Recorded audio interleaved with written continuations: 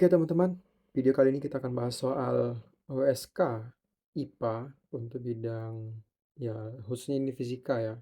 Dan ini OSK fisik IPA untuk SMP. Kasus pertama kita punya suatu zat yang memiliki titik beku dan titik uap berturut-turut 4 derajat Celcius dan 80 derajat Celcius. Pada suhu ruang bahan tersebut memiliki sifat. Nah, kalau misalkan kita diberikan informasi bahwa titik bekunya adalah 4 derajat Celcius dan titik uapnya adalah 80 derajat Celcius, maka kalau misalkan suhu ruang itu kan sekitar 25 derajat Celcius ya. Artinya berada di antara rentang 4 derajat Celcius dan juga 80 derajat Celcius. Maka fasenya itu adalah fase cair. Nah, kita cek aja nih dari 4 pernyataan ini yang memiliki sifat dari zat yang berbentuk cair ya. Yang pertama, susunan molekul tidak teratur. Iya benar. Kalau cair itu susunan molekul tidak teratur, maka kita bisa keep ini. Gerak molekul tidak bebas. Kalau gerak molekul tidak bebas itu lebih ke padatan ya. Tinggi salah. Berikutnya, letak molekul sangat berdekatan. Ini juga untuk padatan. Kalau misalkan cair itu kan jarak antar molekul itu lebih jauh. Dan gaya tarik antar molekul sangat lemah. Ini lebih ke gas ya. Maka jawaban yang tepat adalah jawaban yang A, yaitu susunan molekul tidak teratur.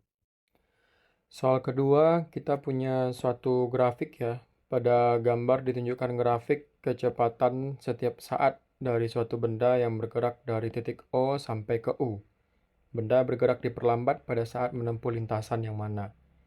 Pertama kita harus memahami dulu bentuk grafik ini. Jadi kita akan analisis dari titik O ke P, berikutnya ke Q, ke R, ke S, ke T, ke U. Diperlambat artinya kecepatan suatu benda tersebut mengecil gitu ya. Nah, kita analisis dulu nih. O ke P itu kan dari 0 ke min 4, maka itu disebut dengan percepatan ya. Dan itu adalah percepatan negatif. Maka kita dapatkan OP itu bukan perlambatan.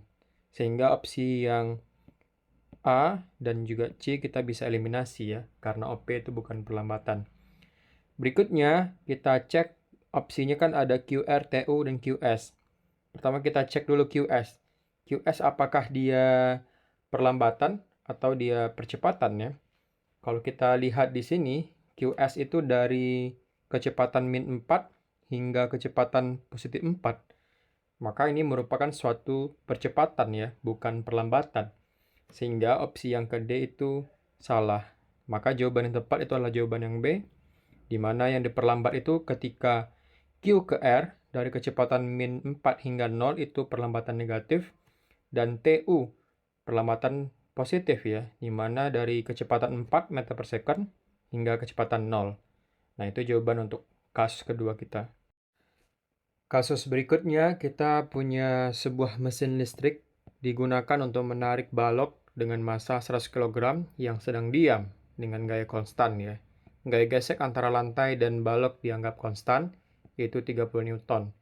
Jika suatu saat berpindah sejauh 1 meter, kecepatan benda 0,2 meter per second.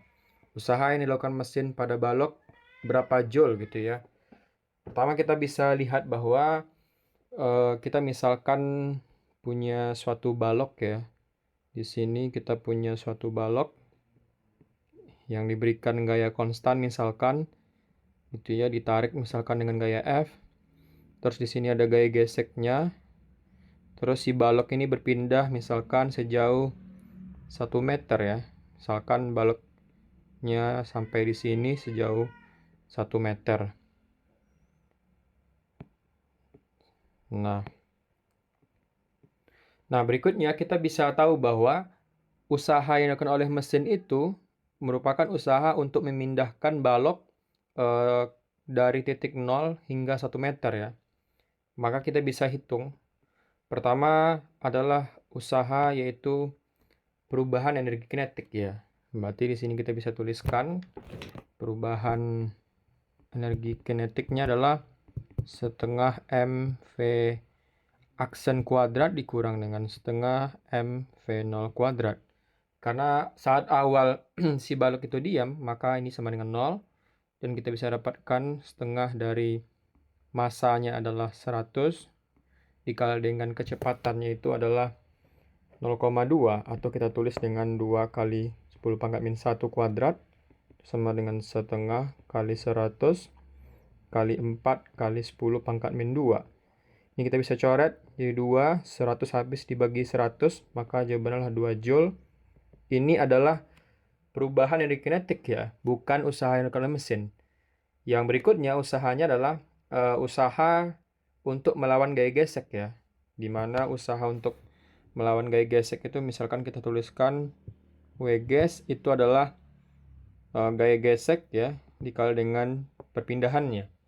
Nah, karena gaya gesek itu konstan 30 Newton, maka ini sama dengan 30 kali perpindahannya 1, berarti sama dengan 30 Joule ya.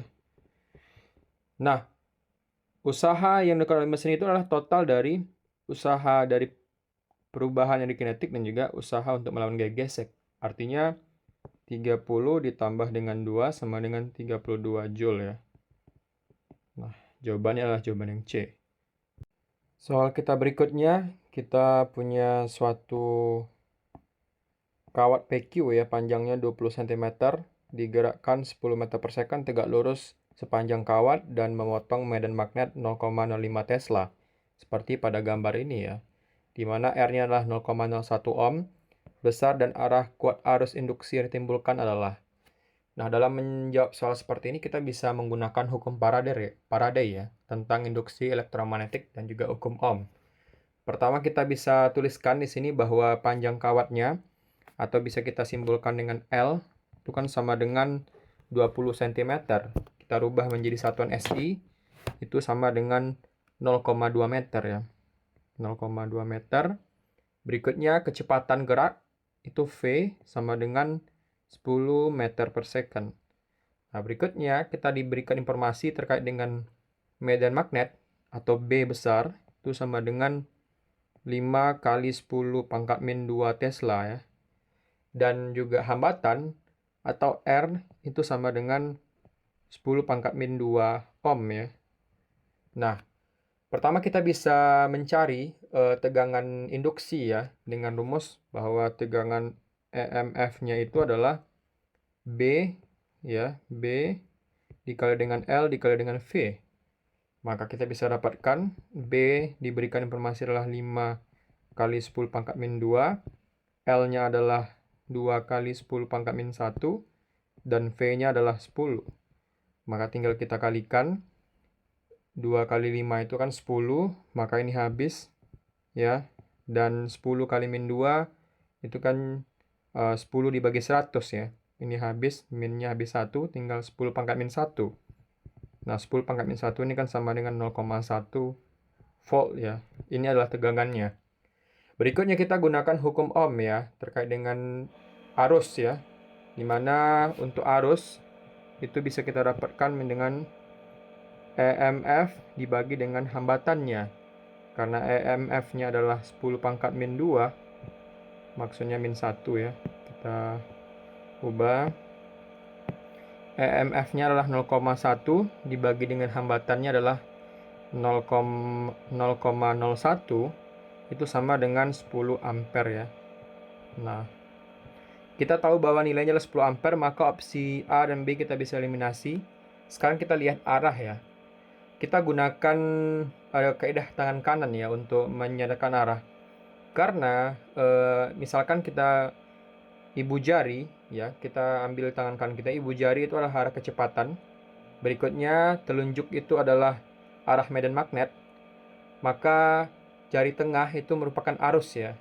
Maka kalau misalkan si kawat ini digerakkan tegak lurus dengan medan magnet masuk ke dalam bidang atau keluar tergantung gambar gitu ya, maka arus akan mengalir itu dari Q ke P ya. Arus itu mengalir bukan P ke Q, tapi Q ke P. Teman-teman ingat lagi kaidah tangan kanan. Maka jawaban yang tepat adalah jawaban yang D. Gitu ya. Ke soal berikutnya, teman-teman, di mana kasus berikutnya adalah sebuah bola konduktor ya, pejal berjari-jari 8 cm dan muatannya 8 kali 10 pangkat min 11. Dan potensial sebuah titik di dalam bola yang berjarak 5 cm dari pusat bola adalah. Jadi kita ingin mencari potensial ya dari si bola pejal ini.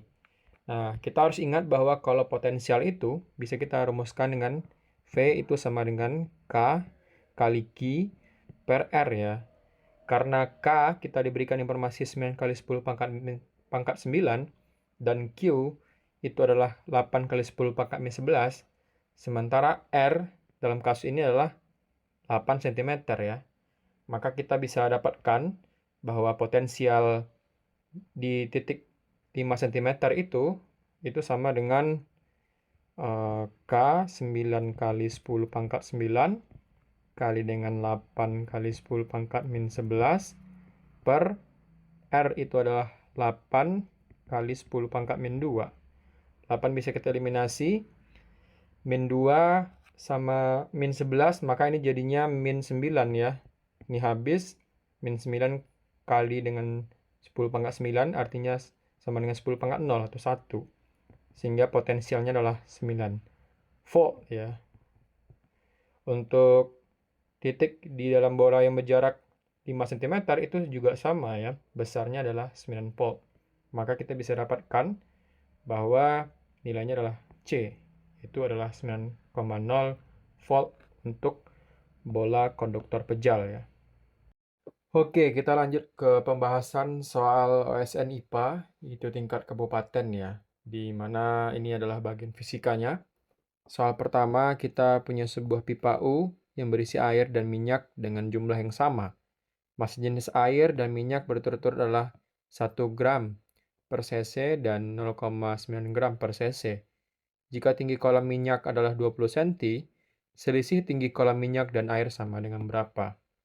Jadi kita cari selisih dari tinggi kolam minyak dan air gitu ya. Nah, pertama kita bisa menggunakan persamaan tekanan ya dalam menyelesaikan soal seperti ini ya. Pertama kita tuliskan dulu bahwa P itu adalah tekanan gitu ya. Terus Rho adalah massa jenis fluida. Massa jenis fluida. Berikutnya G itu sama dengan gravitasi bumi ya. Gravitasi. Terus H tinggi kolam fluida gitu ya. Tinggi kolam fluida. Nah, pertama karena tekanan pada kedalaman yang sama harus sama gitu ya. Jadi kita bisa tuliskan bahwa Rho air kali dengan G dikali dengan H1. Nah, itu sama dengan Rho minyak gitu ya. Dikali dengan G dikali dengan H2. Jadi kita bisa eliminasi. Maka kita bisa dapatkan persamaan bahwa H1 itu sama dengan Rho minyak dikali dengan H2 bagi dengan Rho air gitu ya. Rho air. Kita substitusikan nilainya. Rho minyak itu 0,2. Terus dikali dengan H2 adalah 20 ya. Ketinggian minyaknya adalah 20 cm. Terus dibagi dengan Rho air 1. Sehingga kita bisa dapatkan nilainya itu adalah ini 0,9 ya, bukan 0,2. Kita tulis ulang ini 0,9 kali dengan 20 per 1 itu sama dengan 18 cm ya. Nah, 18 cm. Maka selisih dari ketinggian minyak dan air ya tinggal kita kurangi ya, 20 cm dikurangi dengan 18 cm itu adalah 2 cm ya. Karena di sini dalam satuan milimeter, maka kita bisa tuliskan bahwa perbedaan ketinggian itu adalah 20 mm. Kita lanjut ke soal berikutnya, teman-teman, di mana sebuah bola plastik dengan volume 100 cc diletakkan di air, diamati bahwa 3/4 bagian bola berada dalam air ya.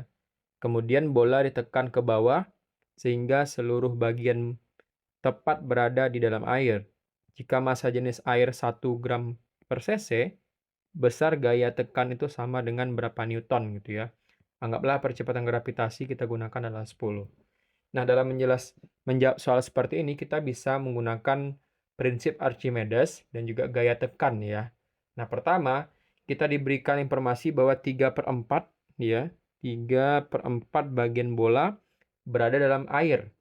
Nah, berarti kita bisa dapatkan, kita bisa tuliskan ya, bahwa volume yang ada dalam air itu adalah 3/4 dikali dengan volume dari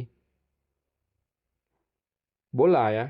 Dan di sini kita diberikan informasi bahwa volume bolanya adalah 100 ya, 100 cc. Dan kita bisa ganti dulu satuan dari 100 cc ini. Pertama kita coba ubah bahwa 100 cc itu 1 cc itu kan sama dengan 100 cm pangkat 3 ya. Nah, kalau misalkan kita ubah ke dalam satuan SI, itu berarti cm ke meter kan 10 pangkat min 2. Terus pangkat 3 jadi 10 pangkat 6 ya. Berarti 100 kali 10 pangkat min 6 itu adalah meter pangkat 3. Nah, berikutnya massa jenis air diberikan bahwa rho airnya itu kan sama dengan 1 gram per cc. Nah, ini kita salah nulis cc ya. Nah, 1 gram per cc gitu ya. 1 gram per cc. Nah, kita rubah juga 1 gram cc ini menjadi 1000 ya, 1000 kilogram per meter pangkat 3 nih.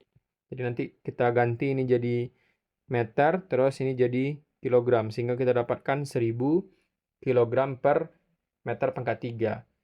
Nah, kita bisa gunakan rumus seperti ini teman-teman. Bahwa gaya apung gitu ya. Gaya apung atau F itu sama dengan rho air dikali dengan G dikali dengan volume yang terendam ya. Nah, rho air diberikan informasi bahwa 1000 dan G 10, sementara volume terendam itu adalah 3/4 kali dengan 100 kali 10 pangkat min 6 ya. Sehingga kita bisa dapatkan ini jadi 10 pangkat 4, ini 10 pangkat 6, jadinya ini 10 pangkat 4 ya.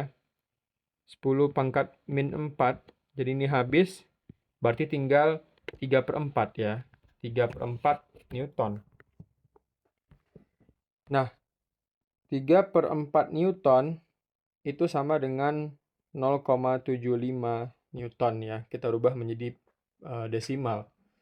Nah, berikutnya kita bisa cari gaya tekan yang diperlukan ya. Berarti kita cari seperti ini teman-teman. Berarti karena gaya apung total itu F untuk si bola itu terendam sepenuhnya, itu kan sama dengan rho G dikali dengan P ya. Dan P-nya itu adalah full gitu ya. Itu sama dengan 1000 dikali dengan 10 dikali dengan 100 kali 10 pangkat min 6. Nah, ini nanti habis. Ini jadi 10 pangkat 6 jadi sama dengan 1 Newton ya. Maka gaya tekan gitu ya. F tekan, misalkan kita tulis di sini, itu sama dengan F apung total gitu ya. Dikurang dengan F apung. Nah, maka ini jadi 1, totalnya kan dikurang dengan 0,75, ini sama dengan 0,25 Newton. Maka jawabannya adalah jawaban yang B. Oke, kita lanjut ke soal berikutnya, di mana kita punya sebuah pegas digantungkan secara vertikal. Setelah diberi beban, panjang pegas itu bertambah sebesar L.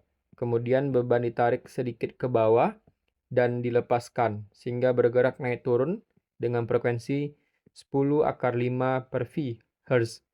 Jika besar percepatan gravitasi itu 10 meter per sekund kuadrat, maka L sama dengan berapa gitu ya. Nah, pertama kita harus tahu dulu rumus dari frekuensi osilasi dari pegas ya.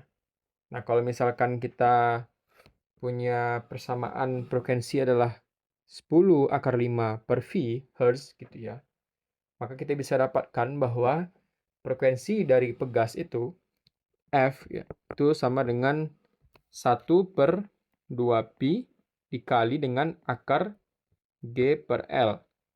Nah, artinya kita tinggal samakan ya bentuk persamaan ini ke dalam 10 akar 5 per Pi. Maka kita bisa dapatkan 10 akar 5 per Pi itu sama dengan 1/2 Pi akar G per L ya. Pi kita bisa coret, dan G diberikan informasi adalah 10, maka ini kita dapatkan 10 akar 5 gitu ya, sama dengan 1/2 akar 10 per L ya. Atau kita kali silang, kita dapatkan 20 akar 5 sama dengan akar 10 per L. Kedua ruas kita kuadratkan untuk menghilangkan akar di ruas kanan. Maka kita dapatkan 20 kuadrat ya, akar 5 dikuadratkan sama dengan 10 per L. Nah, 20 kuadrat itu adalah 400 dikali dengan ini habis jadi 5 sama dengan 10 per L. 5 kita bagi 5, ini jadi 2. Ini bagi 2 jadi 200. Dan ini jadi habis. Maka kita dapatkan bahwa L itu ya, L itu sama dengan 1 per 200 ya. Nah, 1 per 200 itu kan sama dengan 1 per 2, 0,5. Maka kita dapatkan 0,005 meter. Kalau kita rubah ke dalam senti, ya kita tarik 2 nolnya. Maka kita dapatkan itu sama dengan 0,5 cm. Maka jawabannya adalah jawaban yang D ya. Oke, soal berikutnya kita punya kasus pada sebuah lampu tertulis 60 watt 220 volt. Jika lampu tersebut dipasang pada tegangan 110 volt, maka daya listriknya menjadi berapa watt gitu ya. Berarti kita pengen cari berapa daya dari si lampu ya. Teman-teman harus ingat bahwa daya dari lampu itu ya, itu sama dengan tegangan kuadrat dibagi dengan hambatannya ya. Nah, pertama kita bisa dapatkan untuk resisten lampunya atau hambatan lampunya gitu ya, berdasarkan informasi bahwa tegangannya adalah 220 volt dan dayanya adalah 60 watt.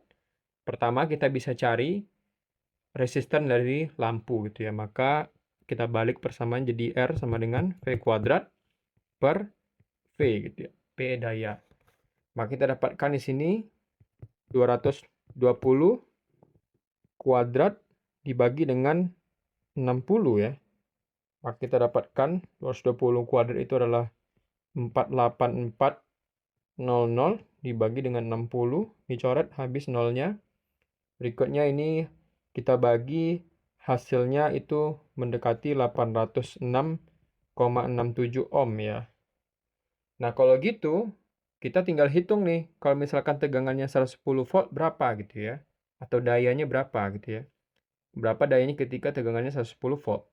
Maka kita bisa dapatkan di sini tegangan kedua gitu ya, sama dengan V kuadrat per R.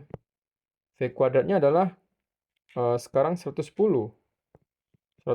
kuadrat dibagi dengan R yang telah kita peroleh, itu 806,67.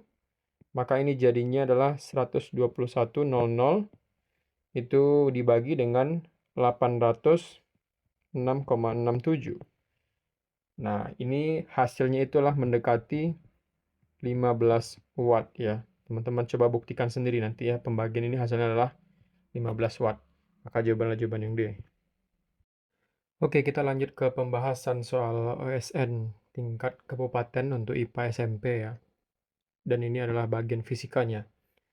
Pertama, sebuah benda bermassa 20 gram dilepaskan dari ketinggian 8 meter di atas lantai. Percepatan gravitasi di tempat itu 10 meter per sekund kuadrat. Pernyataan berikut berhubungan dengan keadaan benda saat 1 sekon setelah dilepaskan seperti apa gitu ya.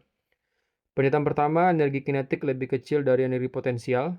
Ini pernyataan pertama. Pernyataan kedua, energi potensial menjadi 5/8 dari semula. Terus pernyataan ketiga, benda berada 5 meter di atas lantai. Terus pernyataan keempat, kecepatan benda 10 meter per second. Nah, kita bisa cek nih ya setiap pernyataan ya. Pertama kita coba cek untuk pernyataan ketiga dulu ya, karena ini berhubungan dengan ketinggian. Nah, karena ketinggiannya itu awalnya adalah 8 meter gitu ya, maka kita bisa dapatkan bahwa ketinggian setelah T second, dalam hal ini adalah 1 second, itu sama dengan ketinggian awal dikurang dengan setengah kali GT kuadrat ya.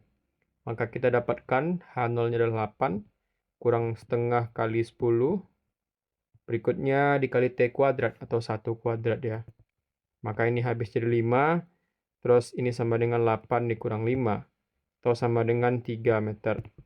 Artinya pernyataan 3 salah ya, karena seharusnya ketinggiannya adalah 3 meter, seperti itu. Nah, kalau misalkan pernyataan 3 salah, berarti pernyataan C juga salah ya. Berikutnya, kita bisa cek untuk pernyataan pertama ya, karena pernyataan pertama ini merupakan pernyataan yang sangat fundamental ya. Kalau misalkan dia benar, berarti kita bisa pilih opsi A sama B. Tetapi kalau misalkan salah, berarti opsinya D, seperti itu ya. Nah, di sini disampaikan bahwa energi kinetik lebih kecil dari energi potensial. Berarti kita hitung dulu nih. Energi kinetik gitu ya, itu kan sama dengan setengah mv kuadrat ya. Nah, berarti kita harus cari dulu nih berapa kecepatan pada saat 1 second ya. Nah, kecepatan pada saat 1 second itu kita bisa gunakan rumus seperti ini teman-teman. Bahwa pada saat 1 second ya, dia punya kecepatan gravitasi adalah 10 meter per second. Berarti PT sama dengan V0 ditambah dengan GT. Nah, V0-nya adalah tidak diberitahu, tapi G itu adalah 10 ya. V0-nya 0, sementara VT sama dengan G kali T. Dan G ya, 10 kali 1. Maka VT itu sama dengan 10 meter per second. Artinya kita gunakan 10 meter per second ini ke dalam persamaan EK. Berarti kita bisa dapatkan energi kinetiknya itu adalah ini sama dengan setengah dikali dengan 20 kali 10 pangkat min 3 ya. Karena gram ke kilogram 10 pangkat min 3. V kuadrat berarti 10 pangkat 2. Maka ini jadinya 0 habis, ini 10 pangkat min 2, dan ini habis. Berarti 2 kali setengah itu adalah 1 joule ya. Berarti energi kinetiknya adalah 1 joule. Berikutnya energi potensial. Itu kan kita sudah dapat ketinggiannya adalah mgh. Berarti energi potensialnya adalah EP sama dengan M kali G kali H. Atau 20 kali 10 pangkat min 3 kali dengan 10 itu ya. Terus dikali dengan H-nya. H-nya itu adalah H awal adalah 8 meter per second. Tapi pada saat dia ketinggian saat 1 second, dia tingginya adalah 3 ya. Berarti ini kali dengan 3. Maka 0 habis jadi 10 pangkat min 1. 2 kali 3, 6. Berarti 0,6 joule. Nah, energi potensialnya 0,6 joule, sementara energi kinetiknya adalah 1 joule. Berarti pernyataan 1 ini salah ya. Karena yang seharusnya lebih kecil itu adalah energi potensial. Maka jawaban opsi A salah, B salah, maka jawabannya adalah D. Seperti itu. Kita lanjut ke soal berikutnya, di mana kita punya sebuah sumber bunyi merambat energi ke segala arah dalam bentuk gelombang longitudinal ya. Kita punya 4 pernyataan di sini, dan kita akan pilih pernyataan yang benar. Pernyataan pertama, daerah pancaran gelombangnya berbentuk bola. Yang kedua, jika jaraknya dijadikan 4 kali, maka intensitasnya menjadi setengah kali. Perbandingan intensitas bunyi pada jarak 1 dan 2 meter terhadap sumber adalah 4 banding 1. Jika jaraknya dijadikan 4 kali, maka energinya menjadi 1/4 kali. Kita akan pilih pernyataan mana yang benar ya. Pertama kita cek pernyataan pertama, bahwa daerah pancaran gelombangnya berbentuk bola. Nah, ini adalah pernyataan yang benar ya teman-teman. Di mana jika sumber bunyi memancarkan ke segala arah ya, secara merata di ruang 3 dimensi, nanti gelombangnya itu akan menyebar ya secara isotropik, bentuknya adalah berbentuk bola. Seperti itu ya, teman-teman harus tahu itu. Maka kita bisa cek di sini, satu benar dan yang C ini salah dan D salah ya. Kita pilih tinggal opsi A dan B. Kita cek pernyataan yang nomor 2, jika pernyataan nomor 2 benar, maka opsi yang benar itu A. Kalau misalkan salah, maka opsi yang benar itu B gitu ya. Oke, kita coba cek ya. Di mana intensitas dari gelombang tersebut itu berbanding terbalik ya dengan kuadrat dari jaraknya. Atau kita bisa tulis bahwa I itu berbanding terbalik dengan 1/r kuadrat ya. Karena disampaikan bahwa jaraknya dijadikan 4 kali gitu ya, maka kita bisa tuliskan I aksen gitu ya, itu sama dengan 1/4 kuadrat atau sama dengan 1/16. Nah, otomatis intensitas itu bukan setengah kali, teman-teman, tapi 1/16 ya. Maka pernyataan kedua itu salah. Dan kita tahu bahwa A juga salah ya, sehingga jawabannya adalah B.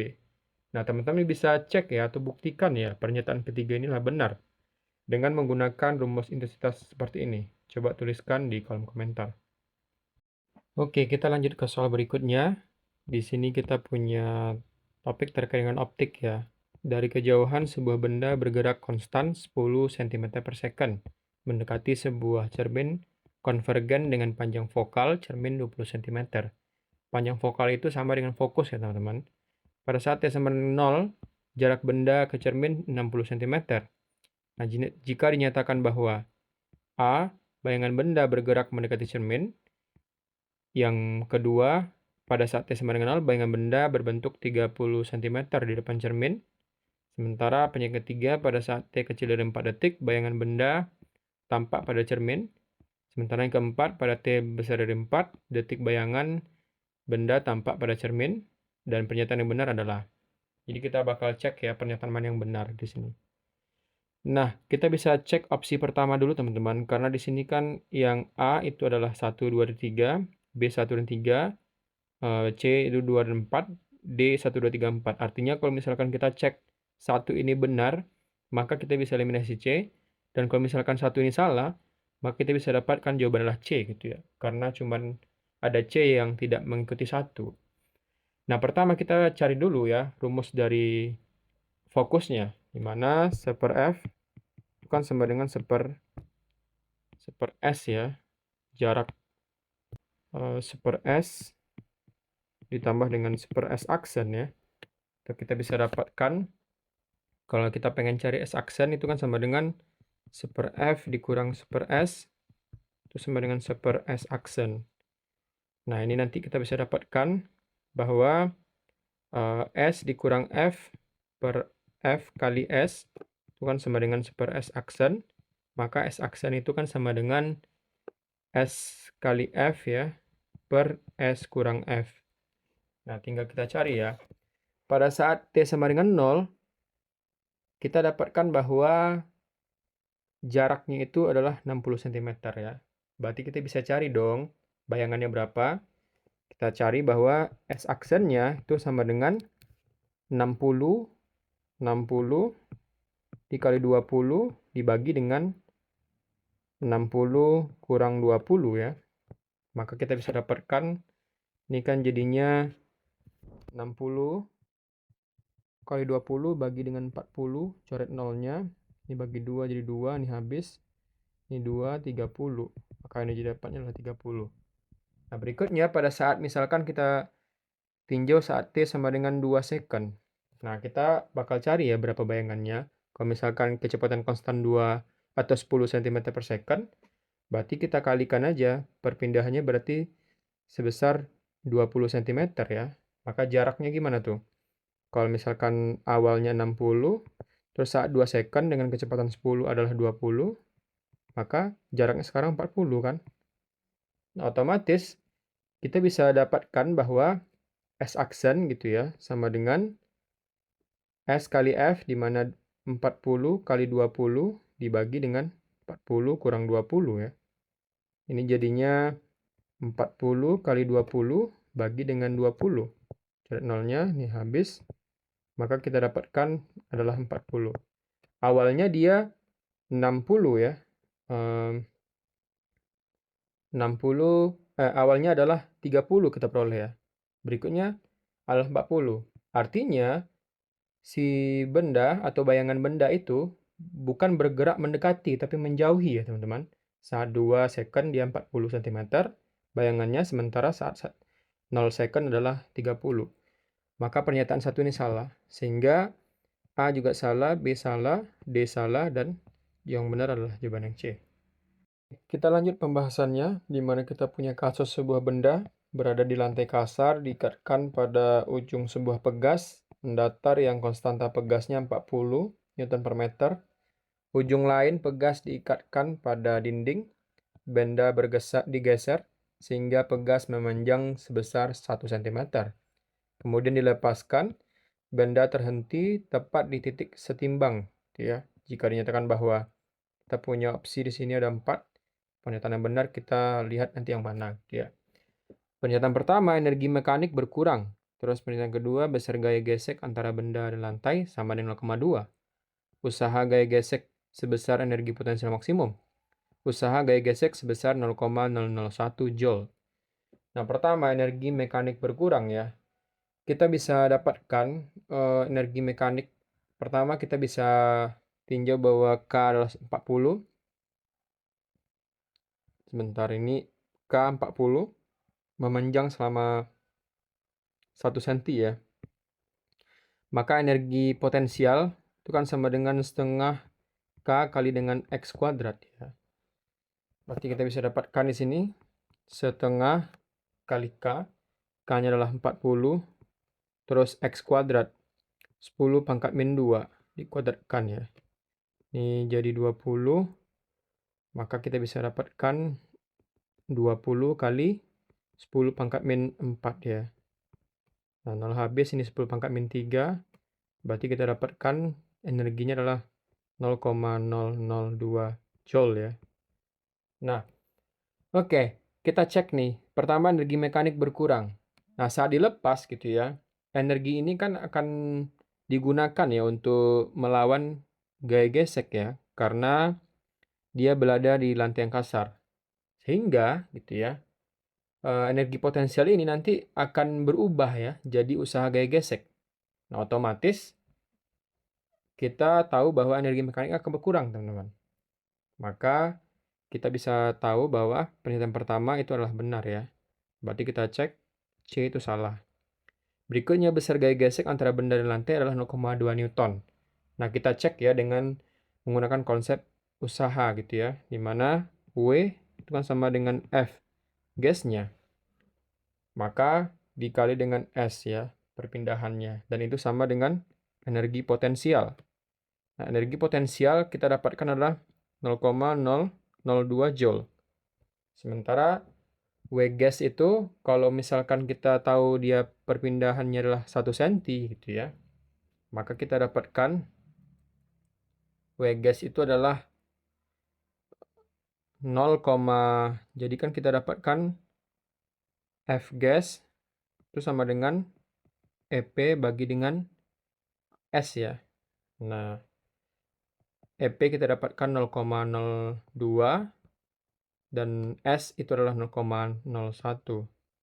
Ini kita bisa dapatkan nilainya adalah 0,2 Newton ya teman-teman ya. Maka pernyataan kedua ini adalah benar. Sehingga B salah ya. Kita tinggal opsi A dan D. Oke, kita cek untuk pernyataan keempat ya. Karena kalau misalkan pernyataan keempat ini benar, berarti jawabannya adalah D. Sementara kalau salah jawabannya adalah A. Di sini dijelaskan bahwa usaha gaya geseknya sebesar 0,001 Joule. Nah, kita sudah tahu kan bahwa usaha gaya gesek itu adalah F gas kali S atau sama dengan energi potensial yang besarnya adalah 0,002 bukan 0,01. Maka pernyataan keempat ini adalah salah. Jawaban yang tepat adalah jawaban yang A.